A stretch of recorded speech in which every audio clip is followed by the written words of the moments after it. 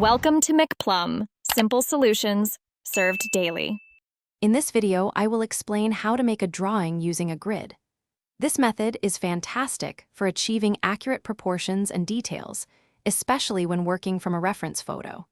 It breaks down complex images into smaller, more manageable squares, making the entire drawing process less intimidating and much more precise. Let's dive into how you can master this technique for your next artwork. First, you'll need to prepare your grids.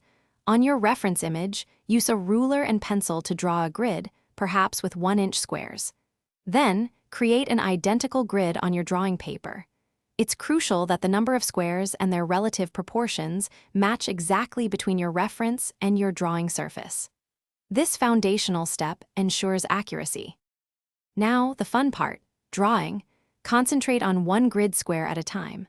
Look closely at the lines and shapes within a single square on your reference photo, then carefully transfer only those elements to the corresponding square on your drawing paper. Work lightly at first, building up your drawing square by square. This methodical approach ensures accuracy and helps you capture intricate details. Once you've transferred all the essential elements, it's time to refine your artwork. Gently erase your grid lines, ensuring not to smudge your drawing. Then, focus on adding shading, textures, and all those wonderful details that make your drawing truly come alive. Remember to step back often to check your overall proportions and make any necessary adjustments. You've created a masterpiece. Thanks for watching. Stay juicy and subscribe.